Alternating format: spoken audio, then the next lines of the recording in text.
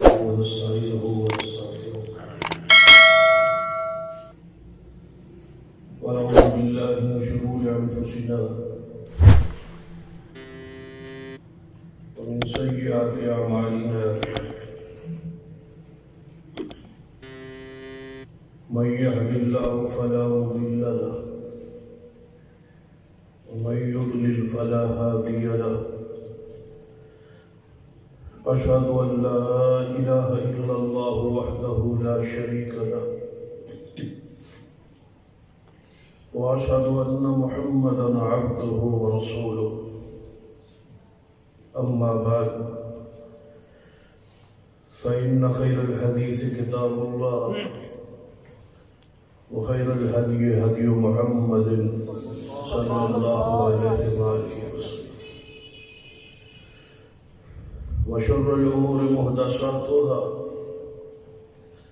وكل محدثة بدعة وكل بدعة ضلالة أما بعد فأعوذ بالله السميع العليم من الشيطان الرجيم من همزه ونفخه ونفثه بسم الله الرحمن الرحيم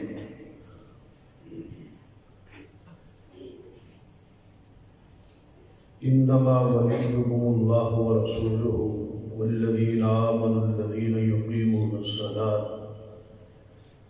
ويؤتون الزكاة وهم راكعون رب اشرح لي صدري ويسر لي أمري واحلل عقدة من لساني يفقهوا قولي رب زدني علما سبحان ربك رب العزة عما يصفون وسلام على المرسلين والحمد لله رب العالمين. حضرات،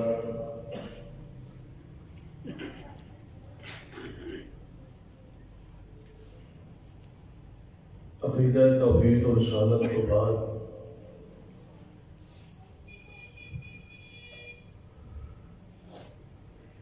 سب تو اہم ترین جو عقیدہ ہے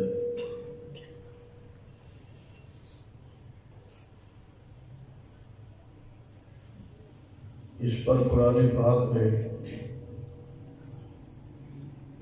سب سے زیادہ زور دیا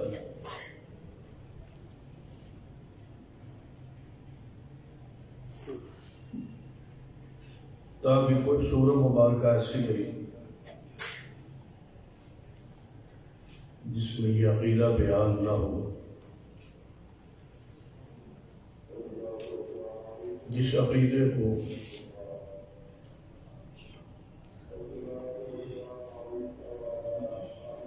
شرعی اصطلاح میں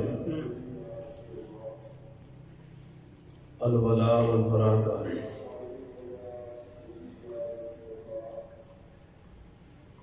اس عقیدے کو سمجھنا ضروری ہے۔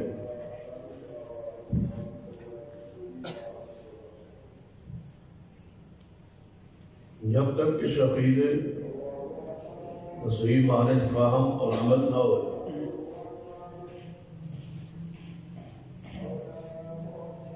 اس وقت تک انسان کا ایمان کامل نہیں ہے۔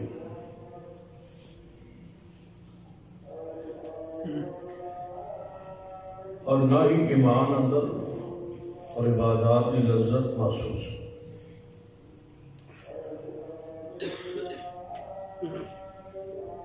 فرائض انسان پورے کرتا ہے، لیکن جو سکون اللہ کے ذکر سے، نماز سے، روزے سے، اعمال سے جو حلاوت محسوس ہونی چاہیے، جو خشوع و خضوع شریعت کو مطلوب ہے، جو تقوی، زہد شریعت دہا اہل ایمان کو تقاضا ہے،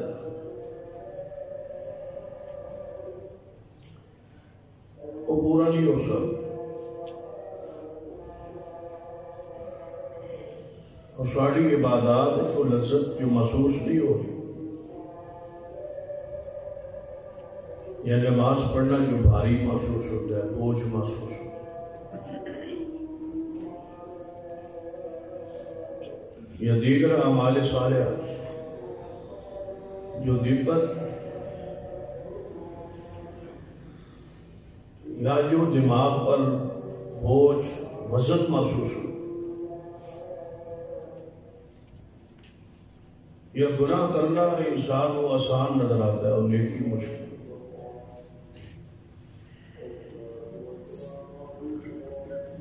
اسی وجہ کسی عقیدہ الولاء والبراء کو نہ سمجھنا یا اس کے مطابق عمل نہ ہو۔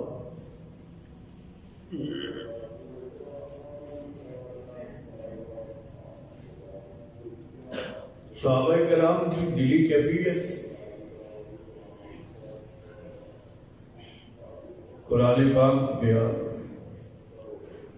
وَكَرَّهَ إِلَيْكُمُ الْكُفْرَ وَالْفُسُوقَ وَالْعِصْيَانَ،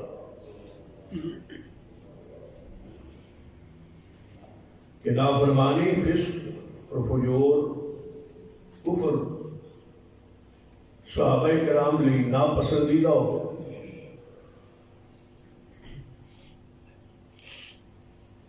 اور دوسری کیفیت وَحَبَّبَ إِلَيْكُمُ الْإِيمَانَ، انہوں نے یہاں ایمان اور نیکی پسندیدہ۔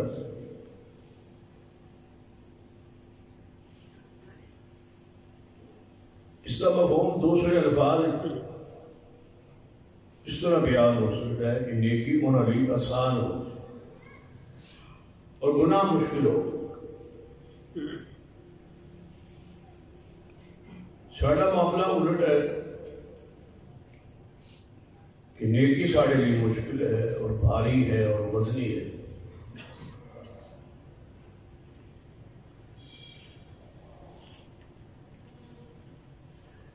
اور گناہ آسان ہے، ہلکا محسوس ہو، وہ بوجھ محسوس نہیں۔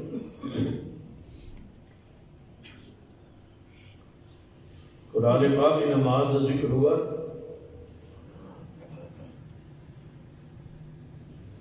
وَإِنَّهَا لَكَبِيرَةٌ إِلَّا عَلَى الْخَاشِعِينَ، کہ نماز بہت بھاری لیکن جو اللہ سے ڈر جائے اس پر بھاری۔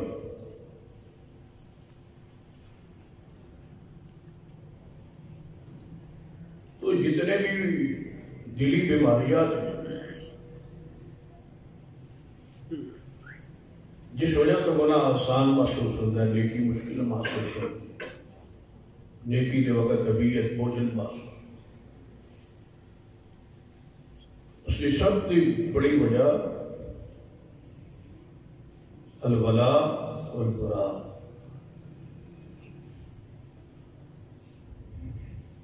ولاء کا معنی ہے دوستی اور والبراء کا معنی دشمنی۔ سب کو جامع معنی ہے ہی ہو سکتا ہے،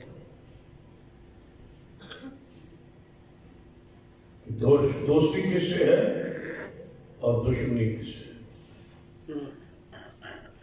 شریعت کی نگاہ دوستی اور دشمنی کا معیار کیا ہے؟ ہمارے دوست کون ہے اور ہمارے دشمن کون؟ جس بندے کو اپنے دوست اور دشمن کا تعارف اور پہچان ہی نہیں، زندگی کس طرح ہو سکتی؟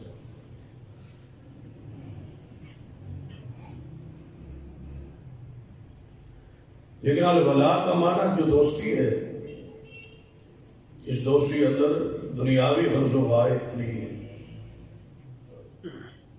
یہاں سے مراد ایسی دوستی نہیں ہے جو آج ہے اور کل ٹوٹ جائے، یہ ہمیشہ کی دوستی ہے جب تک وہ معیار قائم رہے جس کی بنیاد پر یہ دوستی شروع ہو، اور وہ معیار ایمان ہے۔ جب تک بندے اندر ایمان موجود ہے اس سے دوستی واجب ہے، اور جس میں کفر ہے اس سے دشمنی آپ پہ واجب ہے۔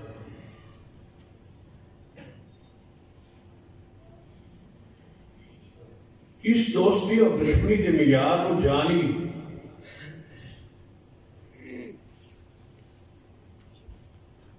صحابہ کرام رضوان اللہ علیہ مجمعین دیا سب تو اہم ترین عقیدہ ہے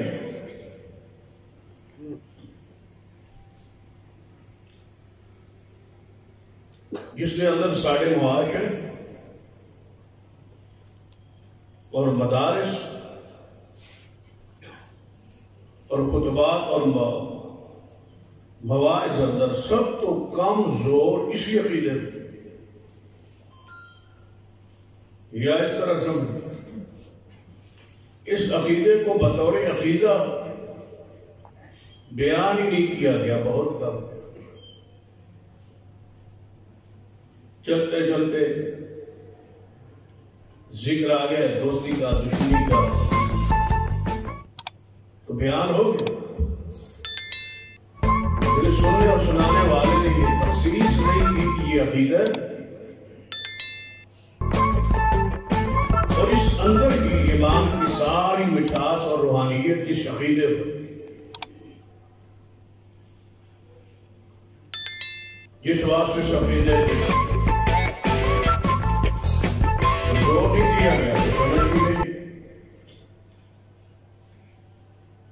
عقیدے کی حد تک، توحید کی حد تک ہم حساس ہیں کہ ہم شرک نہیں کریں، بدعات کی حد تک بھی ہم سنجیدہ ہے کہ بدعات نہیں کریں۔ نماز کے معاملے میں ہم سب سے بڑھ کے سنجیدہ ہے کہ نماز کا کوئی رکن، کوئی عمل ایسا نہ رہ جائے جو سنت کے خلاف۔ ہاتھ اٹھانے میں احتیاط، ہاتھ باندھنے میں احتیاط، اعمال میں احتیاط، انگلی کے اشاروں تک پوچھتے تشہد میں انگلی کیسے اٹھانی ہے اور کیسے اشارہ کرنا ہے، کیسے حرکت ہے، یعنی جزیات تک جاتے کہ میری نماز میں کوئی کمی نہ رہے۔ لیکن دشمنی اور دوستی کا معیار جو ہے یہ ہم خود طے کریں۔ اس میں شریعت سے آج تک میرے خیال میں کسی بندے نے نہیں پوچھا کہ اس میں بھی کوئی شریعت کا معیار ہے یا میں نے وہ معیار قائم رکھا ہو۔ اس میں ہم آزاد شریعت کو پڑھا ہی نہیں ہے، دیکھا ہی نہیں۔ ہمارے دوست اور ہمارے دشمن، ہماری اٹھک بیٹھک، چلنا پھرنا جن لوگوں کے ساتھ ہے، کیا ان کے ساتھ دوستی جائز بھی ہے یا کیا ہم نے اس کو پڑھا ہے، دیکھا ہے، چیک کیا؟ اور کبھی کسی بندے نے دوست کو چھوڑا ہو صرف شریعت کو پڑھ کہ اس کی دوستی میرے لیے جائز ہے، یا کسی نے کسی سے نفرت کی ہو، دور ہوا ہو، نزاری کی ہو، برات کی ہو، صرف دین کی بنیاد۔ ایسا گروہ، ایسا طبقہ، ایسے بندے کو معاشرے بہت کم نظر آتا۔ دوستی اور دشمنی ہماری بھائی اپنی مرضی کے مطابق، جس سے مرضی ہم بولیں اور جس سے ہم مرضی چھوڑ دیں۔ شریعت کا کوئی معیار نہ ہم نے پڑھا ہے، نہ سمجھا ہے، نہ سمجھنے کی کوشش کی ہے، اور نہ یہ ہمارا موضوع ہے اور نہ یہ ہماری دلچسپی ہے، نہ ہم یہ چاہتے کیونکہ اس سے توڑ پیدا ہو۔ اس کے بعد ایمان کامل ہوتا ہے۔ ہماری نظروں میں توڑ، اختلاف، جھگڑا، فرقہ واریت پیدا ہو۔ اس لیے یہ مضمون سخت بھی ہے، اس پر بحث مشکل بھی ہے، سننا بھی مشکل ہے، سنانا بھی مشکل ہے، اور پھر عمل تو اس سے زیادہ مشکل ہے۔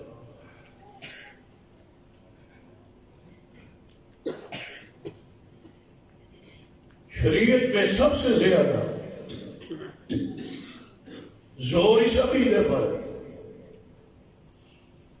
قرآن پاک نے آپ کے دوست بیان کرتے ہیں.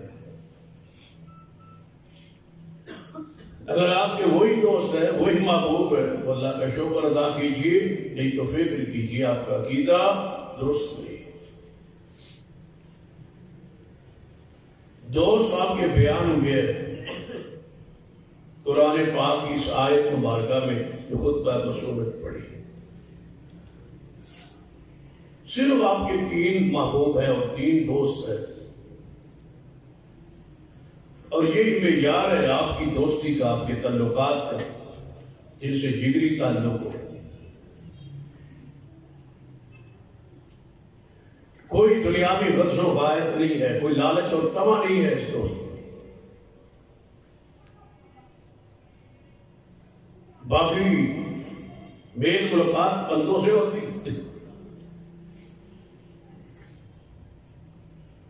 لیکن دلی جو دوستی ہے، خرخائی کی جو جذبات ہے، جو نہ ٹوٹنے والی محبت ہے، وہ ان 3 سے. تمہارا پہلا دوست قرآن پاک کی آیت کی روشنی فرمایا انما ولیکم اللہ ورسولہ والذین آمنوا. تمہارا صرف دوست اللہ اور اس کا رسول جناب محمد صلی اللہ علیہ وسلم. والذین آمنوا. اور تمہارے دوست تیسرا والذین آمنوا. پہلا دوست کون تھا؟ اللہ. دوسرا تمہارا دوست اس کا رسول محمد رسول اللہ.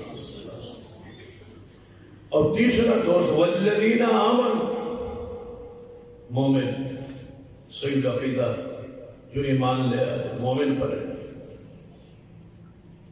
پھر اس کی تفصیل ہے کہ جہاں سے ایمان شروع ہوا، جہاں سے مومنین کا آغاز ہوا، وہ پہلا صدیق ہے اور آخری قیامت تک جو آئے. ایک جملے میں سارے اہل ایمان داخل ہیں. والذین آمنوا. لیکن آگے تفصیل ہے کہ ہر کلمہ گو تمہارا جگری دوست تعلق محبت نہیں، اس میں بھی آگے شرط ہے والذین آمنوا الذین یقیمون الصلاة ویؤتون الزکاة. اہل ایمان میں تمہارا دوست وہ ہو جو نماز اور زکوٰۃ کا پابند ہے. جو نماز نہیں پڑھتا وہ تمہارا دوست نہیں ہو. اس کے ساتھ کھانا پینا، اٹھنا بیٹھنا، چلنا پھرنا، جگری دوستی، تعلقات، معاملات بے نماز ہے. فرمایا الذین یقیمون الصلاۃ. ہمارے معاشرے کی سب سے بڑی کمی ہی گندی دوستی. بے نماز ہے دوست ہمارے، زکوٰۃ خور ہے تعلقات ان سے، بے دین، فاسق، فاجر، شرابی، نشئی، تمباکو نوش، سگریٹ نوش، حقہ نوش، یہ ہمارے دوست ہیں. اسی وجہ سے تو ان کو چھوڑ کے جب نماز کے لیے آتے ہیں تو نماز میں لذت ہی محسوس نہیں. وہ گندے دوست، وہ گندی سوچ، وہ گندے فکر، وہ گندے دماغ دل و دماغ میں گھوم رہے ہیں. تو نماز میں خیال پقیدہ کیسے ہو؟ نماز تو 10-15 منٹ کے لیے آتے ہو، 10 گھنٹے، 5 گھنٹے، 4 گھنٹے گندے دوستوں کے ساتھ گزارتے ہو، پھر نماز میں سکون کیسے ہو؟ اپنی دوستی کو چیک کی. اسلام کی، ایمان کی بنیاد پر ہو. تمہارے دوست کافر نہ ہو، یہود ہے، نصارہ ہے، فاسق ہے، فاجر ہے، منافقین ہے، بد کردار ہے. ان کی دوستی سے اپنے آپ کو محفوظ کیجیے تاکہ ایمان میں لذت محسوس ہو. اپنی دوستی، اپنی مجلس صحبت کو چیک کی.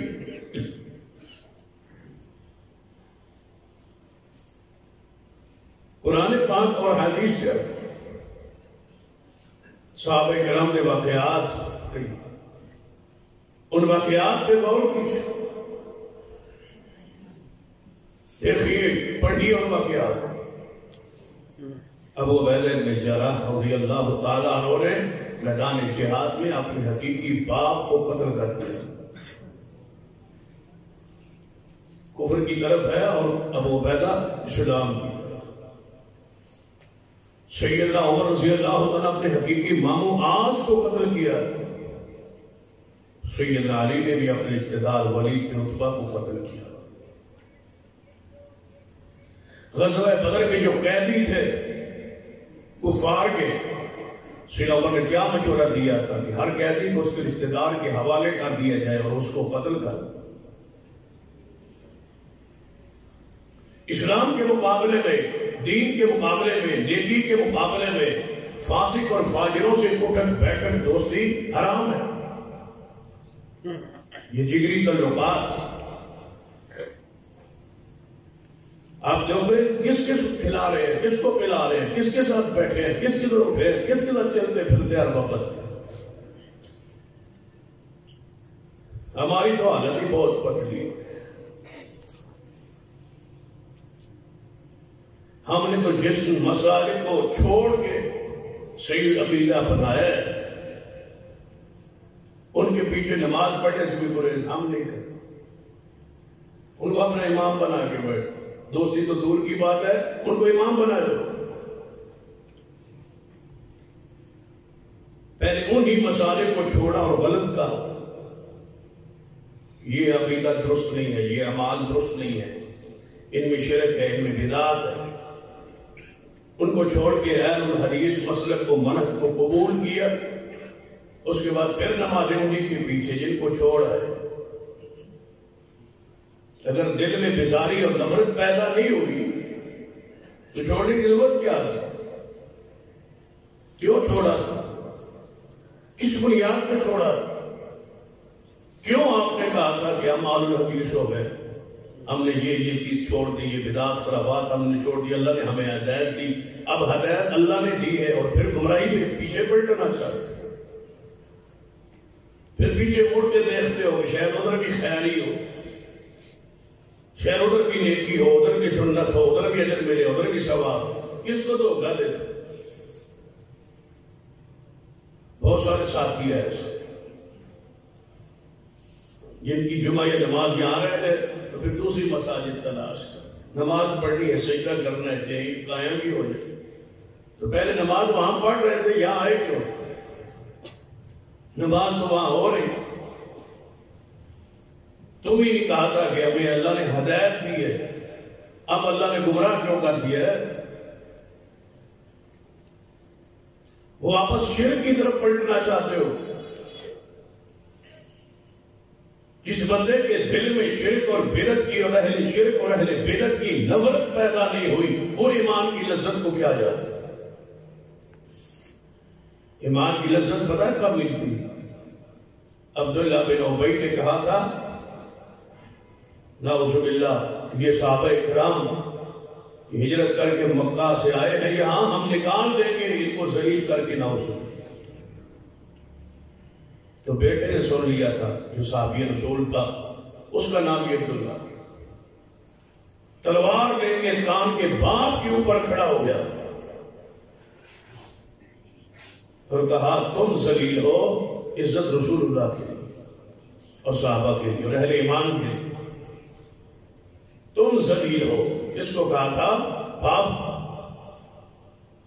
نفرت، تعلق نسبی اپنی جگہ، تعلق داری دنیاوی اپنی جگہ، لیکن محبت کا معیار شریعت میں مومن کے لیے ایمان ہے۔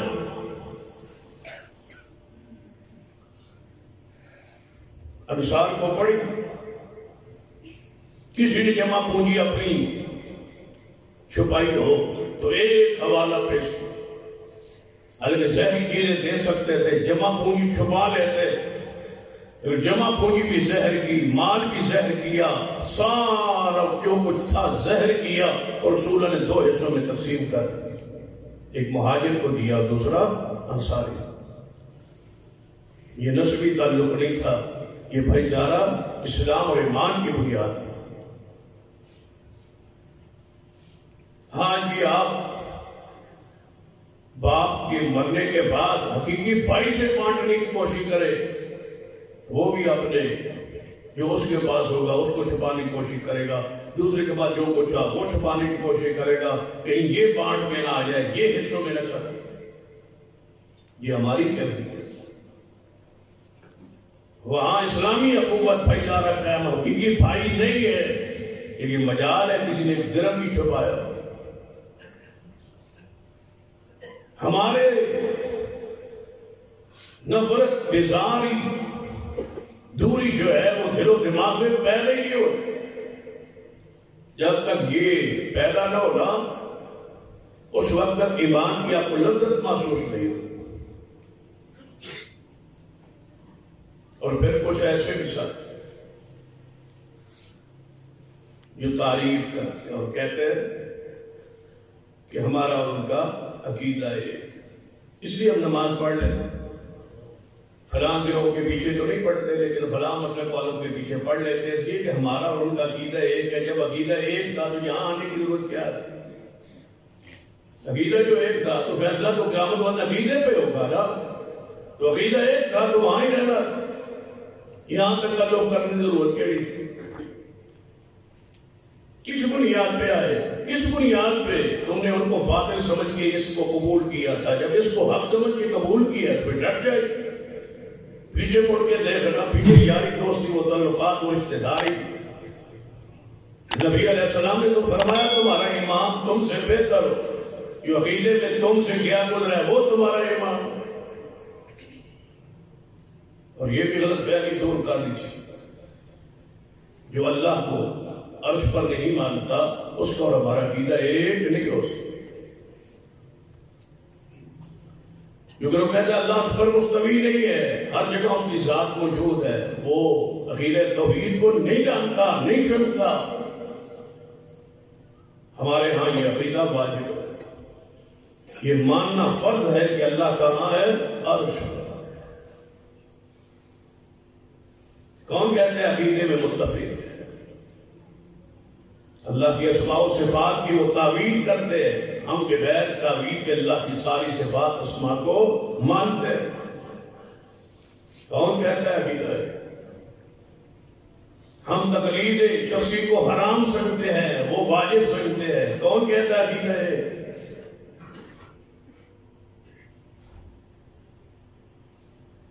اس سے مسلک غیر محسوس طریقے سے نقصان اولادیں بگڑتی ہے۔ تو اس اثر میں نہ کہہ دو کہ میرے نماز پڑھنے سے کیا ہو، تیرے نماز پڑھنے سے تیری اولاد کے دل میں توحید کی محبت ختم ہو، وہ سمجھے گا کہ یہ سارے ٹھیک ہے، مل جل کے رہو۔ الولاء و براء کا تقاضا ہے کہ دل و دماغ میں یہ بات ڈالنا ہوگی کہ یہ حق ہے اور یہ باطل ہے، یہ سنت اور یہ بدعت ہے، اور یہ اہل بدعت ہے اور یہ اہل سنت ہے۔ اس تمجز کو قائم رکھنا ضروری ہے۔ جب تک یہ فرق واضح نہیں ہوگا، آپ کی نسل پر اولاد پر حق واضح نہیں ہوگا۔ آپ کے بیٹے کو پتا ہے میرا باپ یہاں نماز پڑھ کے آتا ہے اور یہاں بھی نماز پڑھ کے آتا ہے، بیٹے کو اولاد کو گھر والوں کو آئندہ نسل کو کیا پیغام دینا چاہتے ہو کہ یہ بھی اور وہ بھی دونوں ٹھیک۔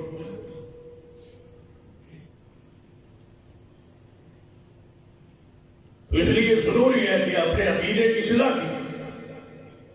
کیا تمہارا کہ یہ بات طے نہیں ہے کہ ہم وضو میں گردن کا مسح کو بدعت سمجھتے ہیں اور وہ سننا سمجھتے ہیں؟ ہم نماز شروع کرتے ہوئے پنجابی اردو میں نیت کو بدعت سمجھتے ہیں اور وہ اس کو جائز سمجھتے ہیں۔ کیا آپ نے دیکھا کہ ناف کے نیچے ہاتھ باندھنا کسی صحیح حدیث میں موجود نہیں ہے لیکن وہ مسجد ہے؟ کیا آپ کے علم میں نہیں ہے کہ 400 سے زیادہ حدیث رفع الیدین کی ہیں اور وہ ان ساری حدیث کے انکاری؟ کیا آپ کے علم میں نہیں ہے کہ صحیح البخاری میں حمدن کثیرن پڑھنا پیغمبر کے صحابہ کی سنت ہے، رسول اللہ اس کی تائید اور تصدیق فرمائی ہے اور وہ نہیں پڑھ؟ کہ آپ کے علم میں نہیں ہے کہ سجدے میں جاتے ہوئے پہلے ہاتھ رکھنے اور وہ گھٹنے رکھنے؟ کہ آپ کے علم میں نہیں ہے کہ دو سجدوں کے درمیان سنت دعا پڑھنا سنت ہے اور وہ نہیں پڑھتا؟ کہ آپ کے عمل میں نہیں ہے کہ آخری تشہد میں تورک ہے اور وہ اس کو بھلا سکتے ہیں؟ آپ کے نزدیک یہ بات ضروری نہیں ہے کہ دو سجدوں کے بعد جلسہ استراحت ہے اور وہ اس کو جائز نہیں سکتے؟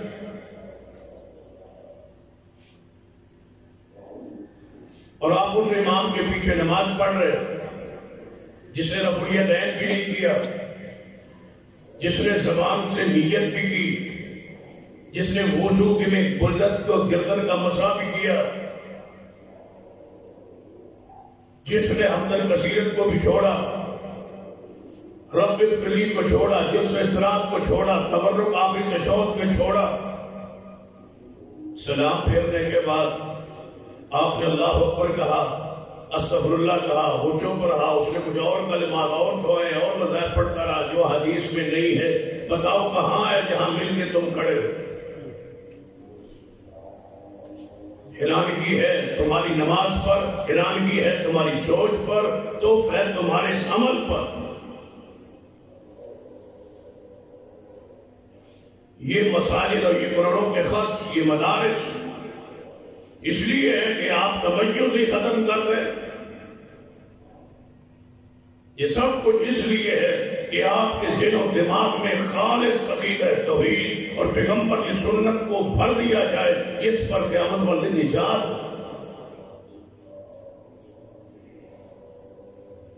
پیچھے پلٹ کے دیکھنا ہے تو ایسے بندے کی گندے کی ضرورت کیا ہے؟ وہ چلا جائے۔ کون سا یہاں کو الیکشن ہو رہا ہے وہ ووٹنگ میں کمی ہو جائے؟ مطمئن نہیں ہے دل و دماغ ضمیر، تو آپ تجریب لے جائیں۔ اور اگر دل و دماغ تمہارا مطمئن ہے یہی وہ قرآن ہے، یہی وہ دین ہے، یہی وہ دعوت ہے جو رسول اللہ کے سینے پر نازل ہوئی، تو پھر پیچھے پلٹ کے مت دیکھیے، سب کچھ باطل ہے، اب یہی ہے جس پر تم قائم ہو۔ یہ حق ہے اور اس کے کچھ تقاضے، یہ تو رنگی جو ہے اس کو چھوڑنا پڑے۔ یا کرم صبغۃ اللہ ومن احسن من اللہ صبغہ، اللہ کرم، دین کرم، توحید کرم، سنت کرم، اور یہ چڑھتا ہی نہیں جب تک اہل شرک اور اہل بدعت سے نفرت نہ ہو۔ فاسقین فاجرین اہل بدعت شرک کرنے والوں سے نفرت ہو۔ نفرت کا معنی یہ نہیں ہے کہ وہاں جنگ کر دو، لڑ پڑو، گالی دو، برا کہو، نہیں، اخلاق سے رہیے سب بندوں کے ساتھ، لیکن دین کے معاملے میں، سنت کے معاملے میں آپ کی دلی محبت اس شخص سے ہو جو توحید پر قائم ہے، پیغمبر کی سنت پر قائم ہے۔ یہی ہے الولاء والبراء کی اس عقیدے کا تقاضا۔ کتنی چیزوں میں جہاں آپ پریشان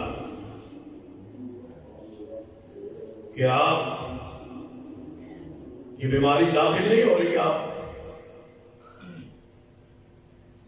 کہ تیسرے دن فوتگی کے تیسرے دن کیا گھروں میں درس شروع نہیں ہو چکی؟ عورتیں درس دے، مبلغات پاک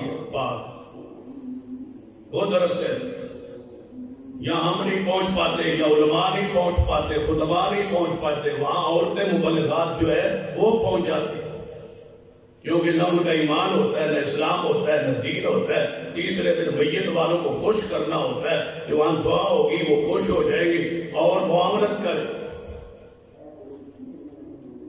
ایسے چلنے پر اور ایسے مال پر افسوس ہے جو بدعت کر کے لیا جائے۔ کیا ہمارا عقیدہ نہیں ہے؟ ہمارے اسلاف بیان کرتے کرتے دنیا سے چلے گئے کہ تیسرے دن میت کے گھر اجتماع بدعت، چاہے وہ اس کا نام قرآن خوانی ہو، چاہے اس کا نام کل ہو، چاہے اس کا نام درس قرآن ہو، نام رکھنے سے شراب کی بوتل پر جامع شری لکھنے سے وہ جامع شری ہو جاتی، بدعت کا نام بدلنے سے کہ وہ بدعت نہیں رہتی۔ اس لیے بدعت کہنا مشکل ہے کہ وہ درس قرآن ہے۔ تو کیا کل میں وہ قرآن ہی پڑھتے ہیں اور کیا پڑھتے ہیں؟ گالی دیتے ہیں۔ آج تک وہ یہی کہتے تھے نا کہ ہم قرآن ہی پڑھتے ہیں اور یہ قرآن سے بھی ہمیں منع کرتے ہیں، اب درس قرآن تم نے شروع کر دیا ہے۔ اس لیے کہ ایک بندہ اہل حدیث ہے، باقی خاندان نہیں ہے، اور یہ بھی بگڑ جائے گا، جانے تو بگڑتا ہے۔ سب سے بیماری بڑی ہے، ایسی چھڑ جائے گا پھر نہ۔ جدو نائی دو بھی مسلک منت کھڑا تھا نا، یہ اپنی آخرت کے لیے آیا، یہ ہمارے لیے آیا۔ جب اپنی آخرت کے لیے آیا تو قائم رہے، تو اس کی مرضی، پھر جائے تو اس کی مرضی، ہم سنت پر کیوں نہ قائم رہے؟ اس کو بچاتے بچاتے خود بدعت کرے، اس کو بچاتے خود جہنم میں جائے، کیوں جائے؟ عقیدہ الولاء والبراء کو جانیے اور پہچانیے۔ کتنا قریبی فوت کیوں نہ، وہاں بیٹھنا مشکل ہوتا ہے بھائی۔ ساری برادری قوم آ کے ہاتھ اٹھاتی ہے، فاتحہ پڑھتی ہے، اور ہم کتنے اہل حدیث جو یہاں بیٹھے ہوئے میرے سامنے بیٹھے، جانتا بھی ہوں، میں جانتا بھی ہوں، اگر کہو تو بھائی صاحب نام ہی لے سکتے، جو ہاتھ اٹھاتے ہیں۔ مجبوری ہے، مجبوری کون سی ہے؟ ہاتھ تیرے اپنے اٹھان کی طاقت قوت اللہ نے بخشی ہے، مجبوری کس کی ہے؟ مجبوری ہے برادری ہے، برادری مجبوری ہے۔ برادری وہ کیسی ہے؟ جو بدعت پر راضی ہوتی ہے، سنت پر ناراض ہوتی ہے۔ برادری کو راضی کرتے ہو تو یہ دوسری طرف کوئی پتہ نہیں ہے کہ دوسرا اللہ ہے اور اس کا رسول ہے، دین ہے، شریعت ہے، ایک معاہدہ ہے، ایک میثاق ہے تیرا دین کے ساتھ کہ میں مسلک اہل حدیث پر، اس کا معنی کیا ہے؟ کسی گروہ کا نام ہے، اس کا معنی یہ ہے کہ میں صحابہ کرام کے طریقے پر ہوں۔ اہل حدیث کا یہ معنی ہے کہ میں ائمہ کرام محدثین کرام جو عقیدہ تھا اس جماعت کے ساتھ کھڑا ہوں۔ اور جب آپ نے وہ سنت و طریقہ منہج محدثین چھوڑ دیا تو پھر اس کا مطلب ہے آپ تو نہیں ہے وہاں، آپ کس کے ساتھ کھڑے؟ اہل بدعت کے ساتھ۔ چھوڑا کس کو ہے؟ محدثین کو، صحابہ کو، تابعین کو، تبع تابعین کو، محدثین کرام کو چھوڑے، کھڑے کن کے ساتھ ہے؟ یہ 15ویں صدی، یہ فاسق ہے، فاجر ہے، اہل بدعت ہے، خرافات میں پڑے ہوئے بے دین لوگ ہیں، ان کے ساتھ آپ کھڑے ہیں اور پقیدہ جماعت کو چھوڑ دیے۔ پتہ ہے کس جماعت کو چھوڑے؟ وَمَن يُطِعِ اللَّهَ وَالرَّسُولَ وَمَن يُطِعِ اللَّهَ وَالرَّسُولَ فَأُولَٰئِكَ مَعَ الَّذِينَ أَنْعَمَ اللَّهُ عَلَيْهِم مِّنَ النَّبِيِّينَ وَالصِّدِّيقِينَ وَالشُّهَدَاءِ وَالصَّالِحِينَ وَحَسُنَ أُولَٰئِكَ رَفِيقًا۔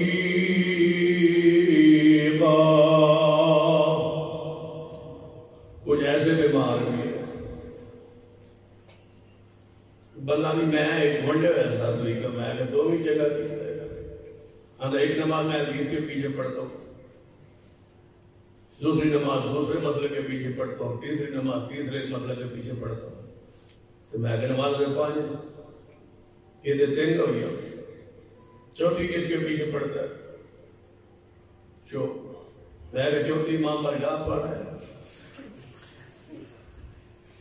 5ویں تو میں کوئی اور بتاتے ہیں، بیت عام دیا ہوگا میرے صحیحوں کا، وہاں پڑھ لیا گیا۔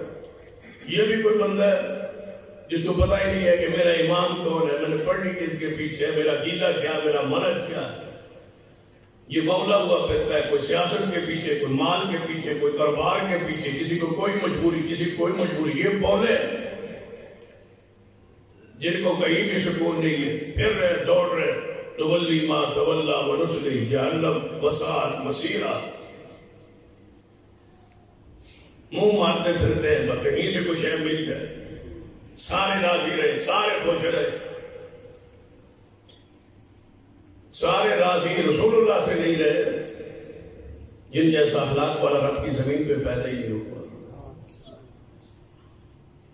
تم کون ہو جس پر سارے راضی ہو جائے؟ رسول اللہ پر ناراض ہے، اپنے بغیر سارے ناراض ہے، اور آپ کی شان کیا ہے، اخلاق کیا ہے؟ تم ان سے زیادہ اخلاق والے ہو۔ یا رسول اللہ کو اللہ نے حکومت پھر نہیں بخشی، عزت نہیں بخشی۔ کافروں نے کہا تھا نا سیاست کے لیے کہ اپنا دین، اپنا مذہب نہ چھوڑو اور سارے مذہب نہ چھیڑو،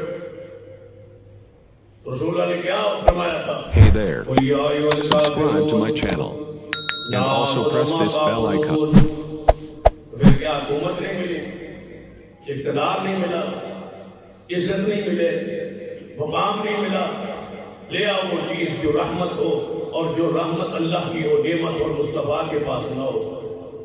یہ تمیز سے ملی، یہ فرق سے ملی، یہ اہل شرک اہل بدعت کو چھوڑنے سے یہ نعمت ملی، یہ غیلہ الولاء والبراء کی برکت سے نصیب ہوئی۔ قُلْ يَا أَيُّهَا الْكَافِرُونَ لَا أَعْبُدُ مَا تَعْبُدُونَ وَلَا أَنْتُمْ عَابِدُونَ مَا أَعْبُدُ وَلَا أَنَا عَابِدٌ مَا عَبَدتُّمْ وَلَا أَنْتُمْ عَابِدُونَ مَا أَعْبُدُ لَكُمْ دِينُكُمْ وَلِيَ دِينِ۔ تمہارا دین تمہارے لیے، ہمارا ہمارے لیے۔ میں نہیں عبادت کرتا جن تم کرتے ہو۔ واضح تو ٹوک برات ہے۔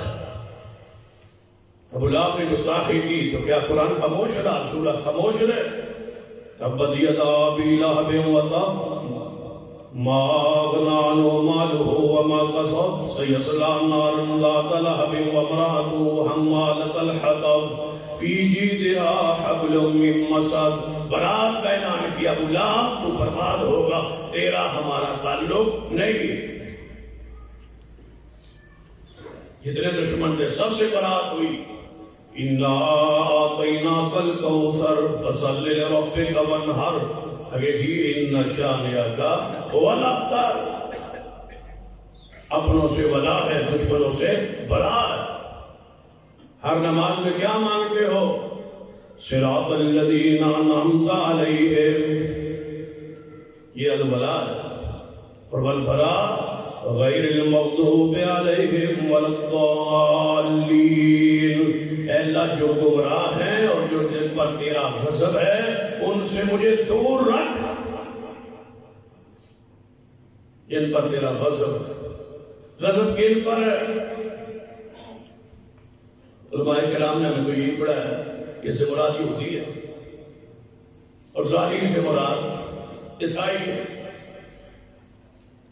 لیکن قرآن یہ کہتا ہے کہ سارے مغضوب اور سارے ظالم جتنے گمراہ ہیں، جڑے کام یہود و نصارہ والا کرے گا وہ مغضوب کے اندر داخل ہے۔ کیا کرتے تھے یہود و نصارہ؟ پڑھ لیجیے نا، یہ تو کہہ دو یہودیوں تو یا اللہ رات کو بچا، عیسائی نے رات کو بچا، وہ کرتے کیا تھے؟ ان کو پڑھیے، لعن اللہ الیہود والنصارى اتخذوا قبور انبیاء مساجدا۔ یہودیوں پر، عیسائیوں پر اللہ کی لعنت ہو، وہ نبیوں کی قبروں کے سجدے کرتے ہیں۔ اذا مات فیہم الرجل الصالح بنوا علی قبرہ مسجدا اولئک شرار الخلق عند اللہ۔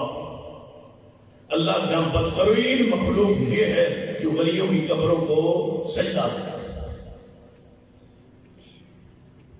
تم اہل سنت کہہ رہے ہو، شریعت کہہ رہی ہے بدترین مخلوق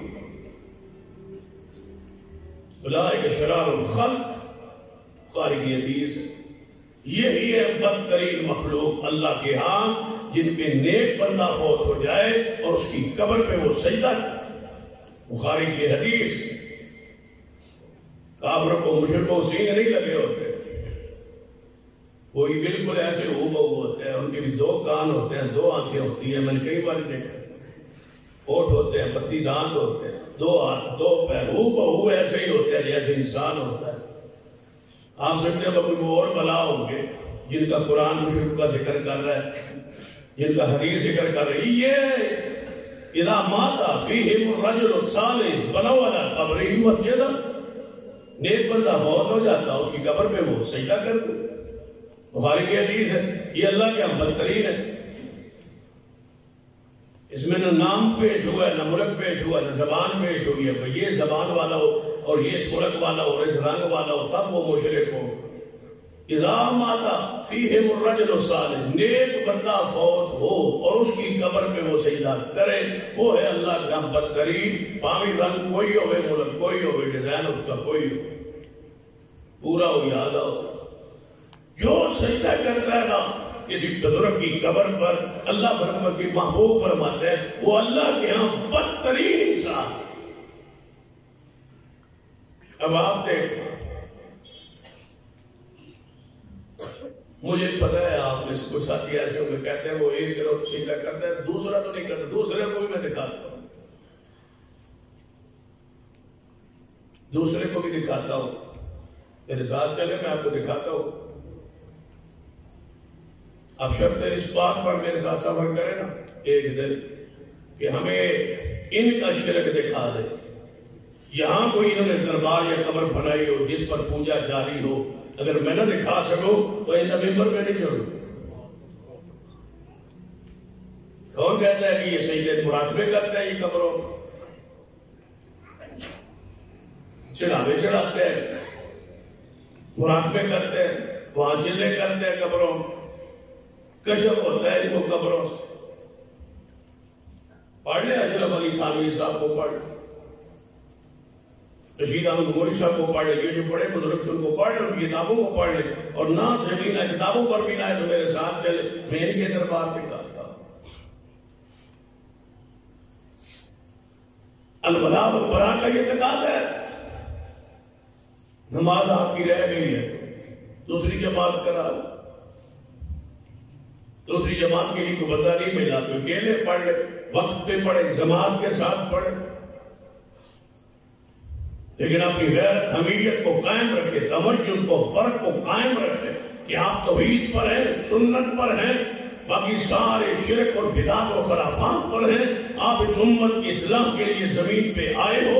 تمہارا اور میرا کام ہے کہ ہم شرک کا رد کریں، سنت کا پھیلاؤ. اگر ہم ہی ان کے پیچھے نمازیں شروع کر تو پھر تو بات گئی. دل میں نرمی نہ ہو. قرآن پاک کے الفاظ پڑھیے، سورۃ المجادلہ 28ویں پارے کی آخری آیت. لا تجد قوما يؤمنون بالله واليوم الآخر يوادون من حاد الله ورسوله ولو كانوا آباءهم أو أبناءهم أو إخوانهم أو عشيرتهم أولئك كتب في قلوبهم الإيمان. فرما میرے پیارے حبیب جناب محمد صلی اللہ علیہ وسلم، آپ اپنی قوم کو، اپنی جماعت کو، اپنے صحابہ کو دیکھیں گے. لا تجد قوم یؤمنون باللہ والیوم الآخر، جو اللہ پر اور قیامت پر ایمان رکھتا ہے نا، ان کے دلوں میں محبت نہیں پائیں گے آپ. اس کی من حاد اللہ ورسولہ، جو اللہ اس کے رسول کا نافرمان ہے نا، اس کی محبت آپ اپنے صحابہ کے دل میں نہیں پائیں. وَلَوْ كَانُوا آبَاءَهُمْ او ابناءهم او اخوانهم او عشیرتهم. ہمیں اللہ کے رسول کے نافرمان کے والدین ہوں، ان کے بیٹے ہوں، ان کے بھائی ہوں، ان کے خاندان ہوں، ان کے دل میں ان کی محبت آپ نہیں پائیں گے. اولئک کتب فی قلوبہم الایمان، یہی لوگ ہیں جن کے دلوں میں ایمان اللہ نے خود لکھ دیا. یہ ہے مومن، یہ ہے ایماندار. دل ٹوٹو لو، دیکھو، پڑتال کرو، تحقیق کرو،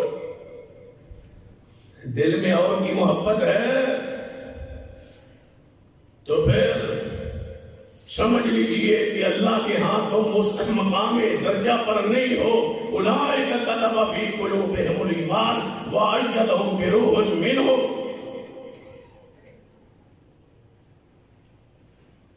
فرمایا انہی کی اللہ نے مدد کی ہے. یہی ہے رضی اللہ عنہم ورضوا عنہ، یہی ہے وَيُدْخِلُهُمْ جَنَّاتٍ تَجْرِي مِن تَحْتِهَا الْأَنْهَارُ خَالِدِينَ فِيهَا اولئک حزب اللہ الا ان حزب اللہ هم المفلحون۔ اللہ فرماتا ہے یہی ہے جن کے لیے جنت ہے، یہی ہے جن پر اللہ راضی ہے، یہی میرا گروہ ہے اور یہی گروہ کامیاب ہوگا قیامت والے،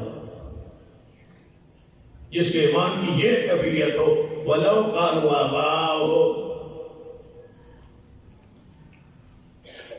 ہم تو باپ کے جنازے میں کھڑے جیسا بھی ہو، بیٹے کے بھائی کے قبیلے کے بندے کے جنازے میں کھڑے ہیں، بھائی کیسا بھی ہو، قرآن نہیں پڑھا، اس کا مطلب ہے یہ نماز ہی ہے، رب الیدین ہی ہے، بس باقی چھٹی ہے جو مرضی کرو، نہ قرآن پڑھنے کی ضرورت ہے، نہ حدیث، نہ ایمان، نہ شریعت، کیا ہے یہ بنیاد؟ وَلَوْ كَانُوا آبَاءَهُمْ وَأَبْنَاءَهُمْ وَإِخْوَانَهُمْ وَعَشِيرَتَهُمْ، اللہ اس کے رسول کا نافرمان ہوئے قبیلے کا، فرمایا نہیں، مَا كَانَ لِلنَّبِيِّ وَالَّذِينَ آمَنُوا أَن يَسْتَغْفِرُوا لِلْمُشْرِكِينَ، نبی ہو اور نبی کے ماننے والے ہوں، ان کے رشتہ دار ہو اور مشرک ہو، ان کے لیے مغفرت کی دعا کریں۔ اللہ فرماتا ہے میں نے یہ نبی کو بھی اختیار نہیں دیا، تم کون ہو؟ سورۃ توبہ پڑھی نا، قرآن پڑھی، ما کان للنبی والذین آمنوا ان یستغفروا للمشرکین، مشرکین کے لیے مغفرت کی دعا کرے کون؟ نبی اور نبی کے ماننے والے، جائز ہی نہیں۔ بڑا مشکل مرحلہ ہے، اس پر قائم رہنا، الولاء والبراء پر قائم رہنا مشکل ہے، لیکن لذت بڑی ہے، سکون بڑا ہے، اطمینان بڑا ہے، ایمان کی حلاوت محسوس ہی اس کے بعد ہوتی ہے۔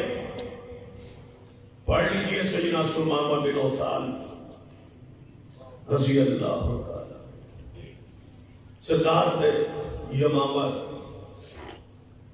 سارا مکے والوں کا لین دین، تجارت، کاروبار، گندم، غلہ ان کے علاقے میں ہوتا تھا، کافر سارے جاتے تھے، ان سے معاملات کرتے تھے۔ یہ مسلمان ہو، اور مسلمان ہونے کا واقعہ بھی آپ کے علم میں ہے، بڑا مشہور واقعہ ہے۔ اس صحابہ اس کو پکڑ کے لے آئے، مسجد نبوی میں باندھ دیا، تحقیق پر تفتیش پر پتہ چلا یہ تو ثمامہ بن عثال ہے اور علاقے کا یمامہ کا سردار ہے، باندھ دیا۔ 3 دن رسول اللہ آتے رہے اور اسے پوچھتے رہے ثمامہ سناؤ کیا حال ہے؟ ثمامہ آگے سے گستاخی کرتا ہے، بڑے سخت الفاظ کہے، جو کہ وہ تو مسلمان نہیں تھا، اب مسلمان ہونے کے ناطے یہ الفاظ میں تو نہیں بیان کر سکتا، اس نے تو کفر میں کہے تھے نا، بڑے سخت الفاظ، جس کے ایمان لانے کے بعد میں الفاظ نوٹ کروں گا تو آپ سمجھ جائیں گے کہ اس کو الٹ کیا ہو۔ نبی علیہ السلام 3 مرتبہ 3 دن یہ بات سنتے سب تذکرے آتے، مدینے سے باہر نکلا، باغ میں جا کے لے بیٹھا، نہایا دھویا، کھجوروں کا باغ تھا، وہاں سوچا کہ ثمامہ یہ انسان جھوٹا تھا، اتنی مہربانی، اتنی شفقت، اتنی رحم، میں گستاخی کرتا رہا، وہ محبت کرتا رہا، اسلام دل میں گھر کر کے واپس پلٹا۔ نبی علیہ السلام نے فرمایا سناؤ ثمامہ واپس آ گئے ہو؟ یا رسول اللہ جان کو چھوڑ دیا، دل تو قیدی ہو گیا نا، اب کلمہ پڑھا، مسلمان ہو گئے۔ فرمایا سناؤ اب کیا حال ہے؟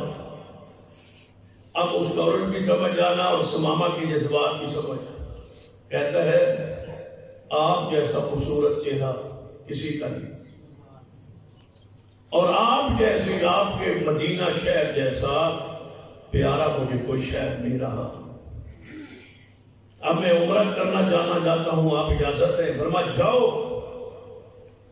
مکے والے کے پاس چلے گئے ثمامہ عمرہ کرنا، جب نہ دیکھا بھائی یہ کون ہے؟ بھائی مسلمان بڑے سکون سے عمرہ کر رہے ہیں، قریب آئے تو پہچان لیا، یہ تو سردار ہے یمامہ کا، یہ تو بڑا چودھری تھا، سردار تھا، زمیندار تھا، تاجر تھا، اور اس کے ساتھ ہم لین دین کرتے تھے، یہ بھی مسلمان ہو گئے۔ اب ثمامہ کا اعلان سن، یہ ہوتا ہے الولاء والبراء، ابھی مومن ہوا ہے، ابھی مسلمان ہوا ہے، چند دن ہوئے ہیں، مدینہ سے مکہ صرف پہنچا ہے اسلام قبول کرنے کے بعد. کہنے لگا ہے مکے والے قریش سن لو، تمہارا لین دین تجارت میرے ساتھ ہوتی تھی نا، آج کے بعد میرا تمہارا معاشی اقتصادی تجارتی بائیکاٹ ہے جب تک میرا محمد اجازت نہ دے.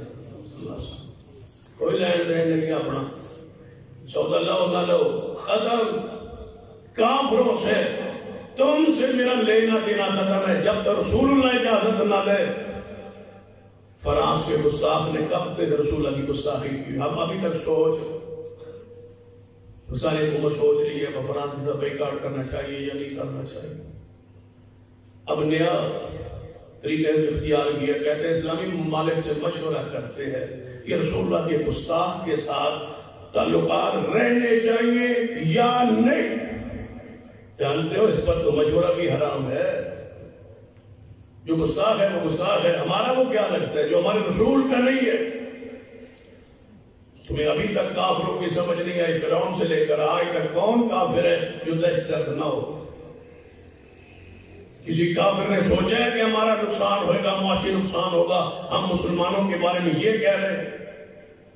فرعون نے سوچا تھا کہ موسیٰ کو یہاں نکال دیں گے، بنی اسرائیل کو نکال دیں گے تو ہمارا نقصان ہوگا معاشی طور پر، پوری یہ قوم نکل جائے گی یہاں سے. اتنا بڑے دہشت گرد کفر اپنے مذہب پہ اتنے پکے تھے.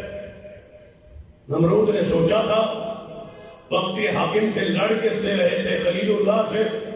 خلیل اللہ کیا کہہ رہے تھے؟ مذہب کی بنیاد پہ لڑائی لڑی ہے نا کافروں نے. سارے کافروں کو پڑھ لے، سارے انبیاء کو پڑھ لے، کافروں نے لڑے ہیں معاشیات پر نہیں، تجارت پر نہیں، کاروبار پر نہیں. ان کی نبیوں سے لڑائی توحید پر، عقیدے پر تھی، ایمان پر تھی. کافر سارے مذہبی دہشت گرد ہوتے ہیں اور وہ اپنے مذہب کے لیے لڑتے ہیں. ہم کہتے ہیں کہ مذہب کی لڑائی نہ لڑے جی، وہ تجارت ہے، کاروبار ہے، معاملات ہے. جتنے کافروں کی تاریخ پڑھ لیں، کیا تکلیف تھی ابو جہل؟ رسول رحمت صلی اللہ علیہ وسلم کو نقصان کیا، کیوں ہجرت پہ مجبور کیا تھا، مکے سے کیوں نکالا؟ مذہب کی بنیاد. کیا رسول اللہ صلی اللہ علیہ وسلم ان کی توہین کرتے تھے، ان کے تجارتی معاملات میں مداخلت کرتے تھے؟ توحید کی دعوت دے تو نکال دیا. رسول اللہ چلے گئے. بدر پھر کہاں ہے؟ مدینے کے قریب ہے یا مکے کے قریب؟ مدینے کے قریب ہے. کافر وہاں لڑنے کے ہیں، رسول اللہ تو نہیں آئے. اود کہاں ہے؟ مدینے کے اندر. یہاں سے کافر گئے لڑنے، رسول اللہ تو نہیں نکلے مکہ میں. آپ جب کافروں نے تنگ کیا، نہ مدر میں چھوڑا، نہ احد میں چھوڑا، نہ خندق میں چھوڑا، یہ تینوں جنگیں مدینے کے اندر ہے. کافر کہاں تھے؟ مکے کے. وہاں کیا لینے جاتے تھے؟ لڑنے جاتے. پھر رسول اللہ صلی اللہ علیہ وسلم کو اللہ نے قوت بخشی ہے تو رسول اللہ یہاں تشریف لائے. جب انہوں نے چھوڑا نہیں، کافر ہمیشہ دہشت گردی کرتا ہے. فرانس کا صدر ہے، وہ دنیا دار ہے، کافر ہے، رسول اللہ کو توہین کیوں کرتے ہیں؟ 1450 سال ہو گئے رسول اللہ کو دنیا سے چلے ہوئے، آج وہ گستاخی کیوں کرتے ہیں؟ ہمارے رسول کی توہین وہ کرتے کیوں ہیں؟ ان کو معاملات کا نہیں پتا، سیاست کا، تجارت کا، معاملات کا. کہ پوری دنیا جا رہی ہے اور معاملات ہیں تجارت کے. ہم مسلمانوں کے نبی کو جو 1450 سال ہو گئے، آج وہ دنیا میں موجود ہے، جو ان کو تکلیف ہو رہی. رسول اللہ کی توہین کیوں کرتے ہیں؟ رسول اللہ کے وہ خاکے کیوں بناتے ہیں؟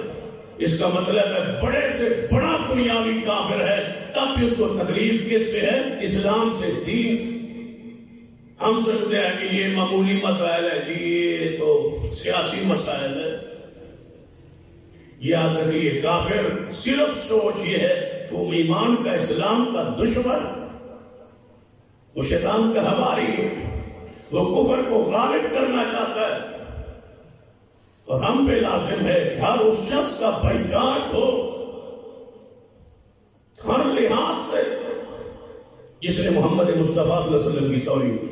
اور یہ شیطانی وسوسہ ہے کہ حکومت کا کام میں ساڑھے کی واسطے کی اسی کے ساڑھے نال کی بنے گا، تو تے کرنا، تیرے نال کیا بنے گا، تو کر، تو اپنے ساتھ ڈال، تو بائیکاٹ کر. کوئی کرتا ہے یا نہیں کرتا؟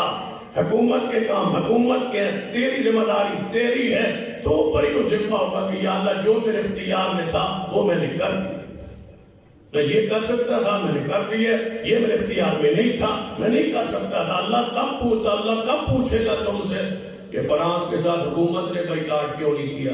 اللہ تم سے پوچھے گا تو نے کیا کیا، تو نے اپنی ایمان کا اپنی غیرت کا۔ سارے علماء نے کہا وہ ٹوٹل پیٹرول پمپ جو ہے وہ فرانس کی کمپنی اور سے تیل نہ لے، پھر بھی مسلمان لہنے لگے ہوتے ہوئے وہ فلاں چیز استعمال نہ کرو، فرانس کی ہے، لے رہے ہیں مسلمان، بیچ رہے ہیں مسلمان، غیرت نہیں ہے، رسول اللہ کا حیا ہی نہیں۔ پھر وہ معاہدہ کیا ہے رسول اللہ کے ساتھ؟ وہ الولاء والبراء کیا ہے؟ دشمن کو نقصان تو کتنا دے سکتے ہو، چاہے رتی برابر دے لو، لیکن رسول اللہ سے محبت کرنے والوں میں تو لکھو جاؤ، شمار ان لوگوں میں ہوگا جو رسول اللہ کے لیے غیرت کھاتے ہیں۔ پتہ ہے صحابہ حضور کا کتنا خیال رکھتے ہیں۔ پڑھ لیجیے کہ آپ کا بیٹا بیمار تھا ابراہیم، نبی رسول اللہ آئی مدینے سے باہر، بیٹا آپ کا دودھ پیتا تھا، پرورش پا رہا تھا، وہ گھر تھا لوہاروں کا، وہ پٹی کا کام کرتے تھے، پٹی توڑتے تھے پرانے دور میں۔ تو نبی علیہ السلام کہ آپ کا بیٹا بیمار ہے، آپ تشریف لے آئے۔ ابراہیم 18 مہینوں کا تھا، رسول اللہ جانے لگے، ایک صحابی نے گھوڑے پر سوار ہوا، دوڑا دیا گھوڑا، جہاں وہاں پہنچی جہاں رسول اللہ کا بیٹا، دروازہ کھٹکھٹایا، وہ باہر آیا، فرمایا رسول اللہ کو پیغام تمہارا پہنچ گیا، وہ تشریف لا رہے ہیں، پٹی بند کر دو کہ رسول اللہ کی آنکھوں کو تکلیف نہ ہو۔ صحابہ اتنا احترام کرتے تھے محمد مصطفیٰ لو آپ کے پتہ ہے زمین پہ نہیں ڈالنے دیتے، وضو کرتے تو صحابہ پانی زمین پہ نہیں کرنے دیتے، لبک لبک کے وہ پانی لیتے تھے، اپنے چہروں پہ ملتے تھے، دھوپ مبارک بھی چہروں پہ لے لیتے تھے۔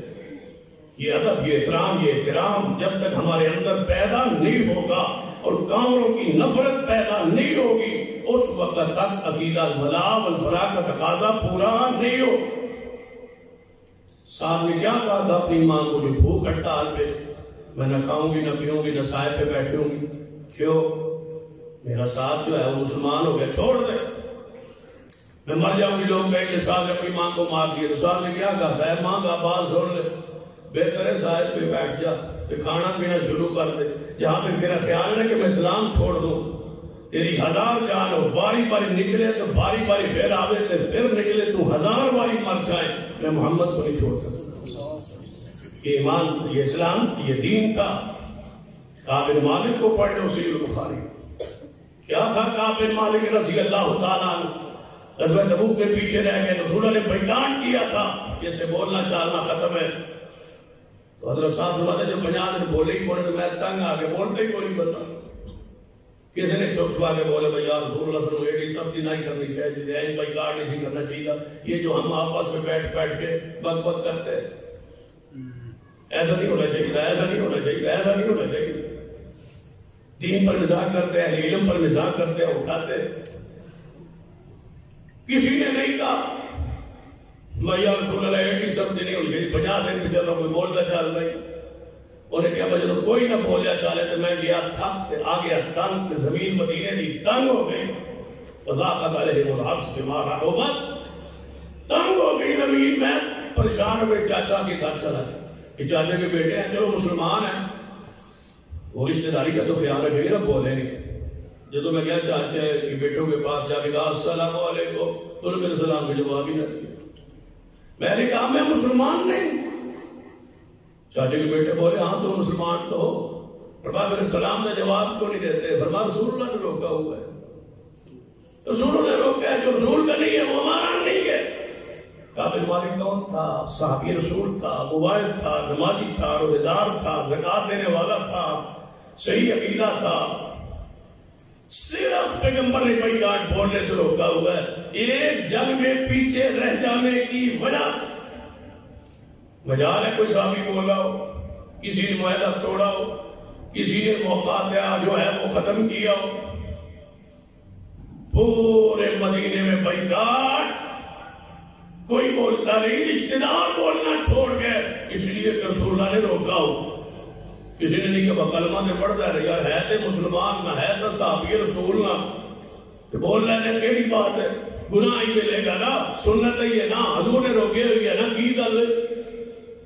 یہاں تو سنتوں کمال ہوتی ہے، سنتوں کے نام پر سنتے چھوڑتے ہیں، سنتوں کے نام پر بس سنت ہی ہے نا، کیڑا فرض، سنت ہی ہے نا، کیڑا ضروری ہے، سنت ہی نا ضروری ہے۔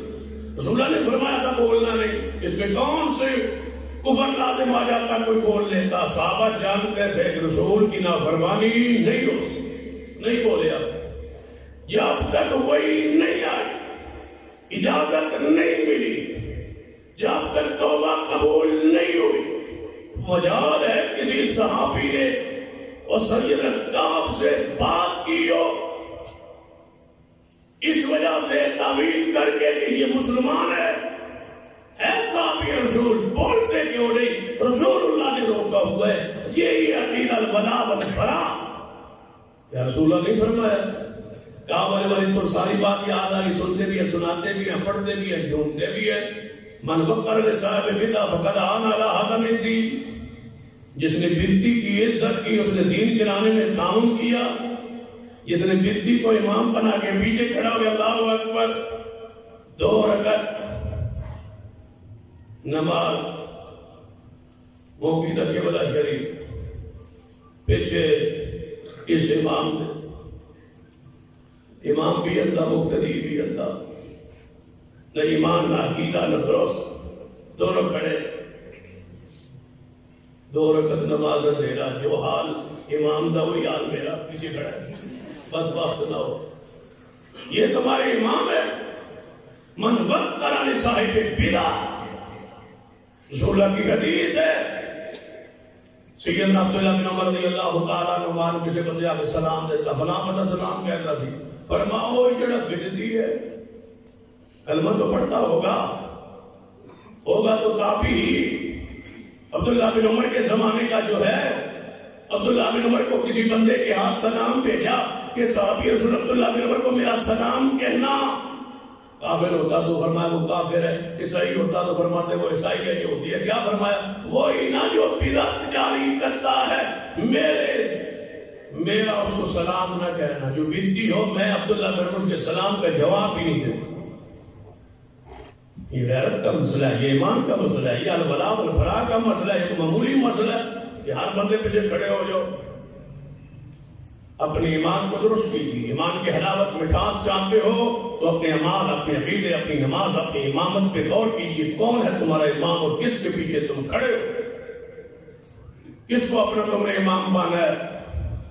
الولاء والبراء کے تقاضے تو بہت سارے ہیں، انشاءاللہ پھر کسی خطبے اندر اس کی وضاحت ہوگی۔ اللہ مجھے اور آپ کو توفیق عطا فرمائے۔ اقول قولی ھذا واستغفر اللہ لی ولکم ولسائر المسلمین وآخر دعوانا الحمد للہ۔